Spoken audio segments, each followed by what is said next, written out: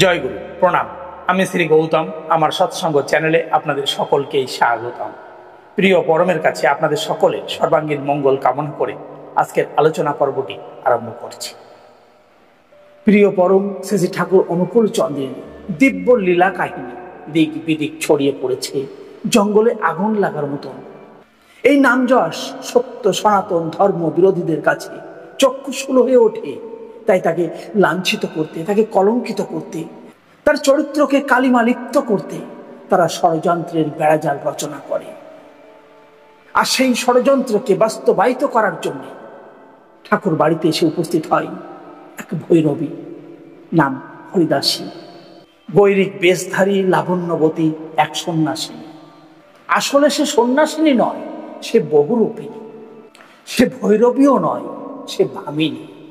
সে হরিদাসী নয়, সে কামদাসী। সে তার রূপের বান দিয়ে বিদ্ধ করতে চায় শ্রী ঠাকুরকে। কিন্তু শ্রী ঠাকুর তিনি তো পরম প্রেমময়। তিনি জানেন কি করে আত্মজয় করতে হয়। স্নেহ দিয়ে, সহিষ্ণুতা দিয়ে কেমন করে খল স্বভাবকে শোধন করা যায় তা তিনি ভালোই জানেন। ঠাকুর বাড়ির দ্বার সকলের জন্যই উন্মুক্ত, সকলের জন্যই সদর অভ্যর্থনা, সকলের অবাধ যাতায়াত রয়েছে ঠাকুর বাড়িতে। তাই যখন যে খুশি সেখানে প্রবেশ করতে পারে। এই সুযোগ নিয়েই সেই বহুরূপিণী ভৈরবী সন্ন্যাসিনীর রূপ ধারণ করে এসেছেন ঠাকুর বাড়িতে। সুযোগের সন্ধানে ওত পেতে বসে থাকে। এই ভৈরবী যাকে স্বীকার করতে চায় তারই আশ্রয়ে আদরে আপ্যায়িত হয়ে স্থান পায় ঠাকুর বাড়িতে। রাত বিরেতে একলা পেলেই শ্রী ঠাকুরকে জ্বালাতন করতে শুরু করে।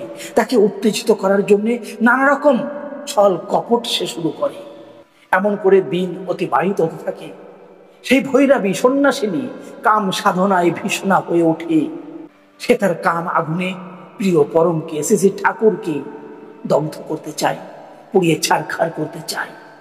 কিন্তু এই যে হবার নয়, এ তো অলিক কল্পনা, স্বপ্ন ছাড়া আর কিছুই নয়। বাস্তবে কখনোই প্রিয় পরমকে এভাবে কলঙ্কিত করা যায় না, তাকে নিন্দিত করা যায় না। তাই ঠাকুর সবসময় সাবধান থাকে। তাই দূর থেকে তাকে দেখতে পেলে চিৎকার করে বলে ওঠেন, মারে ও মা। এমন করে চেঁচিয়ে লোক জানিয়ে দিয়ে তার নির্জনতার সুযোগকে ভেঙে দেয়। কেননা প্রিয় পরম যে অন্তর্যামী, তিনি অন্তরের কথা জানেন, তিনি অন্তরে রমণ করেন। তার চোখে কিচ্ছু ফাঁকি দেওয়া যায় না, তার কাছে কিচ্ছু গোপন করা যায় না। তাই তাকে মা বলে ডেকে হুঁশিয়ার করে দেন। আবার বলে, মারে খাওয়া হয়েছে তো, কোনো অসুবিধা হচ্ছে না তো, ধ্যান ধারণা কেমন চলছে। এভাবেই তার খোঁজ খবর নেয়, তার ভালো মন্দ অবগত হতে চায়। এভাবেই তার কপটতার পঙ্ক ভূমিতে ঈশ্বর স্পৃহার বীজ বুনে দিতে চায়। কিন্তু এমন ঘটনায় অনন্তনাথ বিরক্ত হয়ে ওঠে। সে সরাসরি ঠাকুরকে বলে, ওটাকে বিদেয় করে দিলেই তো হয়। এ কথা শুনে ঠাকুর মুচকি হেসে বললেন, হ্যাঁ ঠিকই তো, ওটাকে বিদেয় করে দিলেই ও থাক আর যাক। আগে ওর কাম কিঞ্চন বোধ তাড়িয়ে ওর মাতৃভাবটি জাগ্রত করো, তবে তো। একদিন রাতের বেলায় পাঁচচালার ঘরের বারান্দায় ধ্যানমগ্ন হওয়ার ভান করে বসে আছেন ভৈরবী। আর এই ধ্যান হলো সুযোগ সন্ধানের ধ্যান। কখন ঘরের মধ্যে সকলেই নিদ্রিত হবে, সকলেই শুয়ে পড়বে, ঘুমিয়ে পড়বে, আর সেই সুযোগে সদ্ব্যবহার করতে চাইছে। কেননা ঠাকুর যে ঘরটি শুয়ে থাকে সেই ঘরে পাশে আরেকটি চৌকিতে অনন্তনাথ আর দুর্গানাথ শোয়। তাই তারা না ঘুমানো পর্যন্ত ভৈরবী ভিতরে প্রবেশ করতে পারে না। বাইরে ধ্যানমগ্ন হওয়ার ভান করে সে বসে অপেক্ষা করতে থাকে। তারপরে রাত গভীর হয়, অনন্তনাথ দুর্গানাথ দুজনেই ঘুমিয়ে পড়ে। সেই সুযোগে সে চুপি চুপি ঘরের মধ্যে প্রবেশ করে, ঠাকুরের চৌকিতে বিছানায় গিয়ে পাশে বসে। আর যেই মুহূর্তে ঠাকুর অনুভব করতে পারে যে ভৈরবী ঘরের মধ্যে ঢুকে তার বিছানায় এসে বসেছে, ঠাকুর সঙ্গে সঙ্গে লাফিয়ে উঠে বসে পড়ে। সিংহের মতো গর্জন করে উঠলেন, মা বলে। সেই শব্দে ঘর কেঁপে ওঠে। অনন্তনাথ আর দুর্গানাথ সেই চিৎকার শুনে উঠে পড়ে। কিসের চিৎকার, কেনই বা চিৎকার? তাকিয়ে দেখে মেঝের উপর দাঁড়িয়ে ভৈরবী থরথর করে কাঁপছে। পূর্ণিমার পূর্ণ জ্যোৎস্নাতেও মৃতের মুখের মতো পাণ্ডুর দেখালো ভৈরবীর মুখখানা। ঠাকুর সোজা হয়ে বসে আছেন বিছানার উপর, জ্বলন্ত অগ্নিপিণ্ডের রক্ত রাগ ছটা নিয়ে। তেজস্তীক্ষ্ণ হয়েছেন বিবৃত বৃত্ত পিতহত্রের ন্যায়।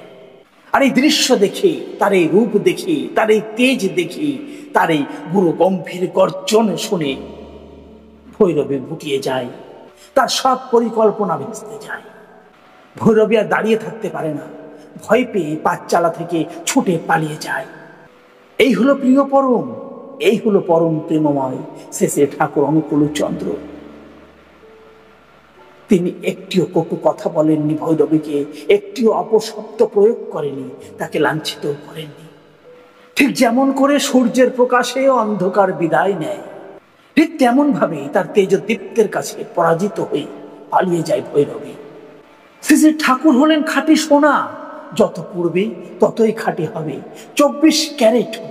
তাই তো প্রিয় পরম তার সুন্দর বাণীতে বলেছেন, জানা অজানার এপার ওপার আকার ছাপিয়ে রহে নিরাকার, দেখে শুনে বুঝে থেকে উপচিয়ে হয়ে রয়ে আরো তিনি আরো। এই কথা বলি প্রিয় পরমের কাছে আর একবার আপনাদের সকলের সর্বাঙ্গীন মঙ্গল কামনা করে আজকের মতো আলোচনা পর্বটি এখানেই সমাপ্ত করছি। জয় গুরু, বন্দে পুরুষোত্তম।